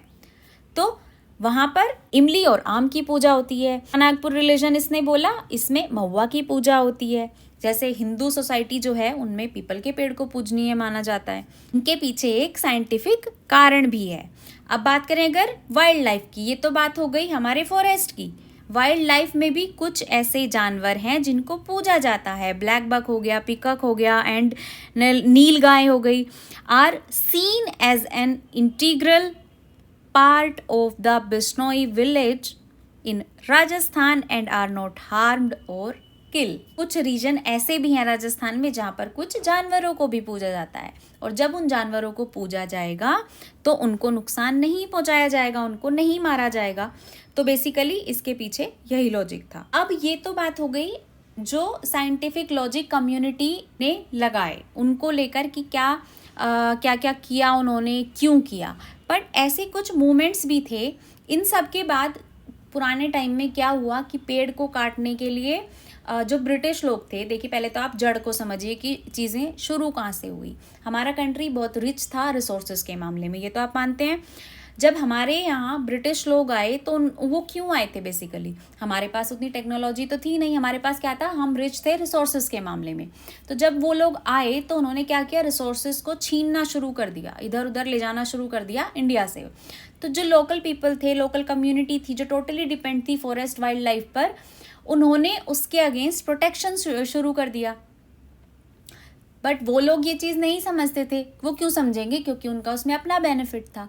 तो ये प्रोटेक्ट करने के लिए लोकल कम्युनिटीज़ ने बहुत सारे मूवमेंट्स किए, आंदोलन जिनको बोला वो किए। तो उनके बारे में अब हम पढ़ेंगे।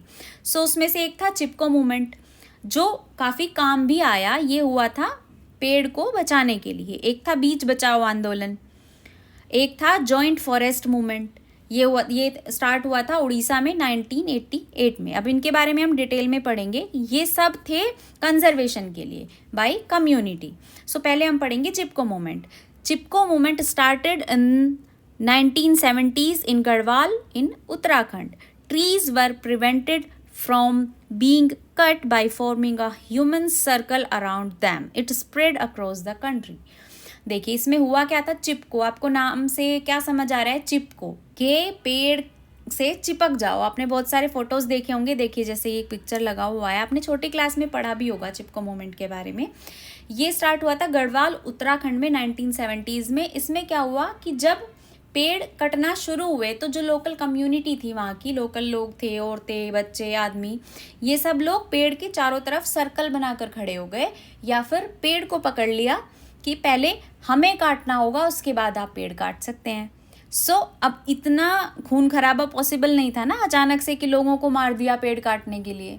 वो कहीं ना कहीं सक्सेसफुल रहा और ये फिर अक्रॉस द कंट्री, पूरे कंट्री में फैला चिपको मूवमेंट, जिससे कि काफ़ी हद तक पेड़ पौधों को बचाया गया।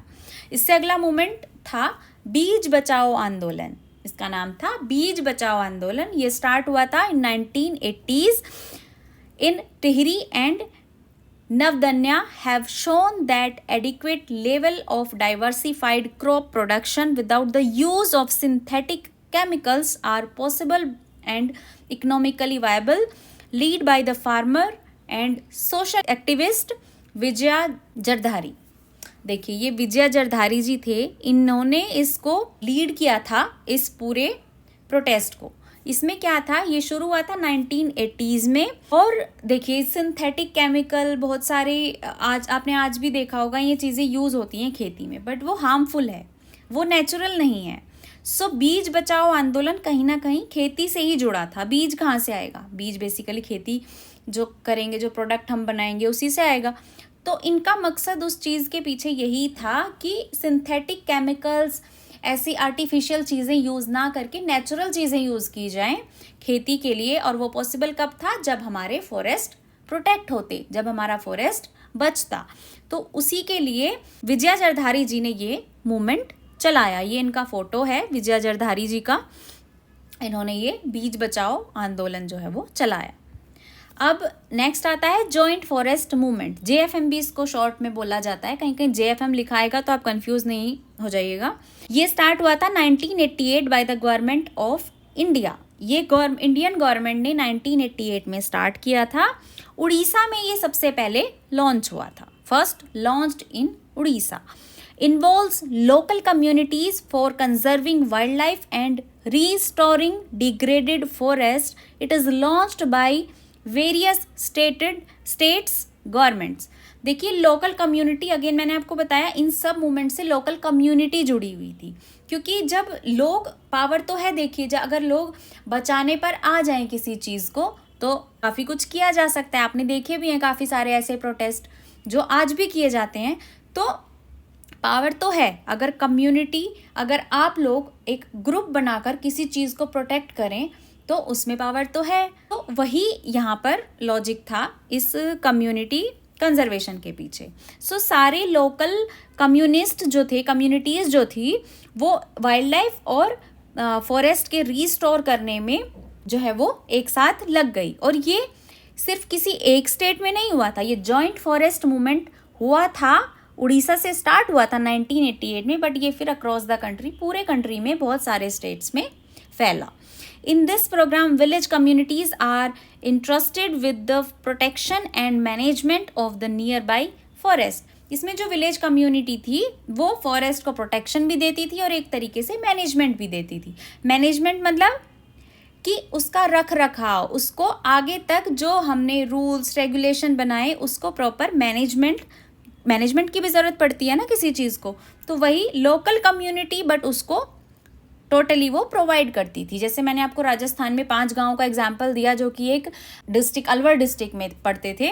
उसमें क्या किया था, लोकल कम्युनिटीज़ ने पूरा जिम्मा उठाया था उस एरिया को, उस 1200 हेक्टेयर एरिया को प्रोटेक्ट करने का। उसमें कोई भी आउटसाइडर आकर कोई एक्टिविटी नहीं कर सकता था, कोई हंटिंग नहीं कर सकता था, कोई नुकसान नहीं पहुंचा सकता था वहाँ के वाइल्ड लाइफ या फिर फॉरेस्ट को। तो इसी तरीके से लोकल कम्युनिस्ट ने ही उसको प्रॉपर मैनेजमेंट के लिए आगे आए वो लोग और इस प्रोग्राम को आगे बढ़ाया। Areas concerned are usually degraded और even deforested area. Major area जो इस एक्ट के अंदर आए वो थे जो डिग्रेड हो चुके थे या फिर जिनमें डिफॉरेस्टेशन बहुत ज़्यादा था। सो बेसिकली वो एरिया यहाँ पर इस मूवमेंट से जुड़े। रिटर्न में क्या हुआ अब, in return the members of these communities are entitled to intermediatory benefits like non-timber forest produced and share in the timber harvested by successful protection। देखिए रिटर्न में क्या मिलता है, अब कुछ जो लोग उस प्रोग्राम से, उस मैनेजमेंट प्रोग्राम से जुड़े थे उनको बेनिफिट क्या होगा। एक बेनिफिट तो हो गया गवर्नमेंट का कि हमारा प्रोटेक्शन हो गया फॉरेस्ट का, जिससे कि ओवरऑल हमारे पूरे कंट्री को फ़ायदा है, राइट। और जो लोकल कम्युनिस्ट, जो लोकल लोग उस प्रोग्राम से जुड़े थे उनको क्या फ़ायदा होगा। देखिए जो नॉन टिम्बर प्रोड्यूस था, नॉन टिम्बर प्रोड्यूस क्या होता था, देखिए जो टिम्बर होता है वो आप समझते हैं, टिम्बर को जब हार्वेस्ट कर लिया गया, जब टिम्बर हमारे पेड़ थे अब उसको हार्वेस्ट कर लिया गया तो उसका कुछ हिस्सा उन लोगों को भी दिया गया जो उसके इंटरमीडिएटरी बेनिफिट कहलाए, मतलब जो कम्युनिस्ट उससे जुड़े थे। ये तो गए टिम्बर की। नॉन टिम्बर में क्या आते हैं, जैसे कि फल आ गए, मेडिसिनल प्लांट्स आ गए जिनकी मेडिसिनल वैल्यू बहुत हाई है, तो वो उनके साथ भी शेयर किया गया। सो यहाँ पर क्या हुआ कि दोनों लोग को फ़ायदा हुआ और ओवरऑल हमारा फॉरेस्ट जो है वो उसको हमने बहुत अच्छे से प्रोटेक्ट कर लिया। सो आई होप ये चीज़ें आपको समझ आई होंगी। वीडियो अगर आपको पसंद आया हो so please like share and subscribe our YouTube channel. मिलते हैं नेक्स्ट वीडियो में, तब तक के लिए thank you and bye bye.